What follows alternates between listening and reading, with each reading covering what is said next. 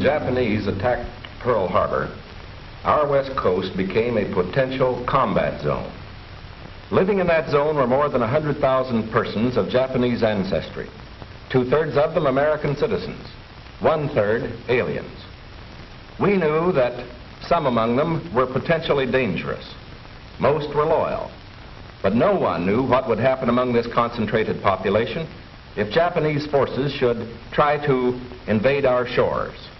Military authorities therefore determined that all of them, citizens and aliens alike, would have to move.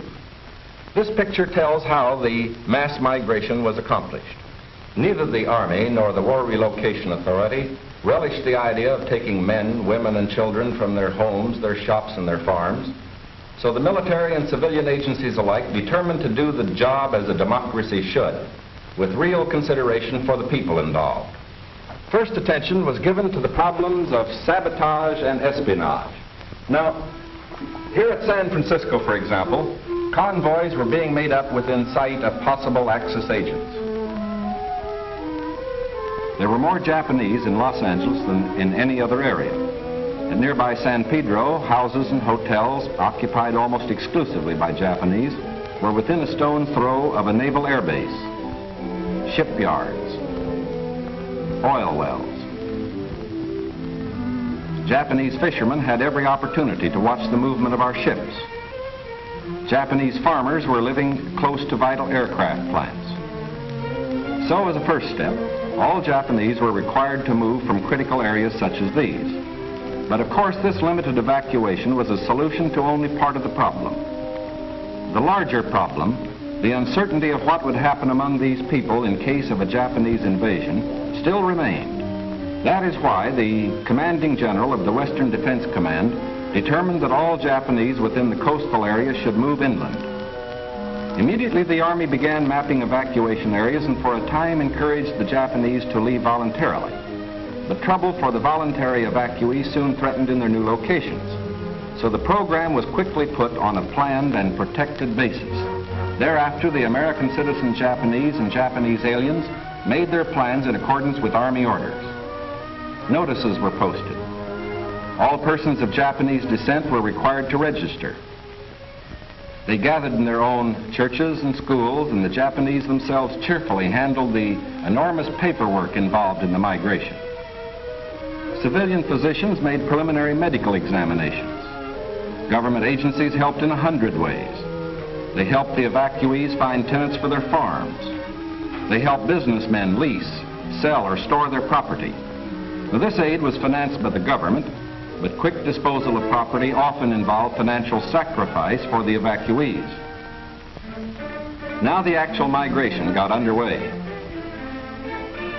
The Army provided fleets of vans to transport household belongings and buses to move the people to assembly centers. The evacuees cooperated wholeheartedly. The many loyal among them felt that this was a sacrifice they could make in behalf of America's war effort. In small towns as well as large, up and down the coast, the moving continued.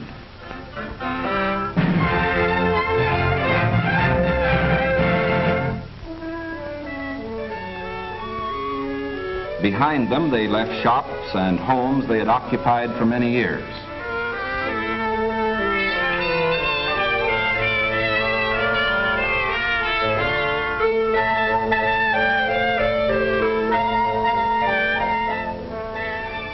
Their fishing fleets were impounded and left under guard.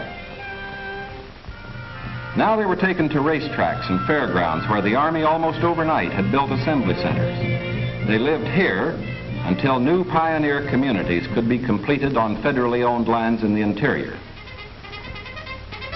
Santa Anita Racetrack, for example, suddenly became a community of about 17,000 persons. The Army provided housing and plenty of healthful, nourishing food for all. The residents of the new community set about developing a way of life as nearly normal as possible.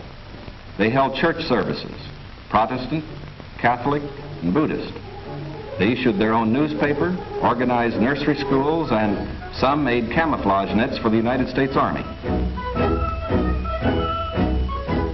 Meanwhile, in Arizona, Utah, Colorado, Wyoming, and elsewhere, quarters were being built where they would have an opportunity to work and more space in which to live. When word came that these new homes were ready, the final movement began.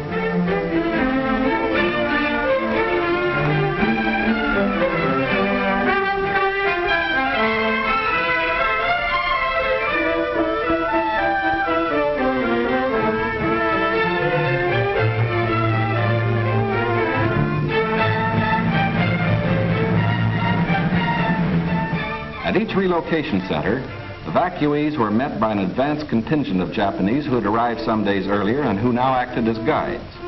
Naturally, the newcomers looked about with some curiosity. They were in a new area, on land that was raw, untamed, but full of opportunity. Here they would build schools, educate their children, reclaim the desert. Their own physicians took precautions to guard against epidemics. They opened advanced Americanization classes for college students, who in turn would instruct other groups. They made a rough beginning at self-government, for while the Army would guard the outer limits of each area, community life and security within were largely up to the Japanese themselves. They immediately saw the need for developing civic leaders. At weekly community meetings, citations were given to the block leaders who had worked most diligently. Special emphasis was put on the health and care of these American children of Japanese descent.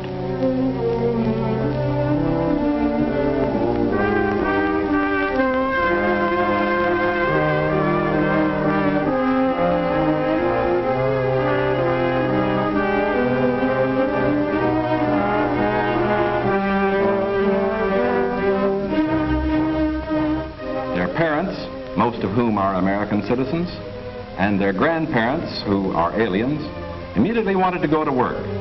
At Manzanar, they built a lath house and began rooting guayuli cuttings. The plants, when mature, will add to our rubber supply.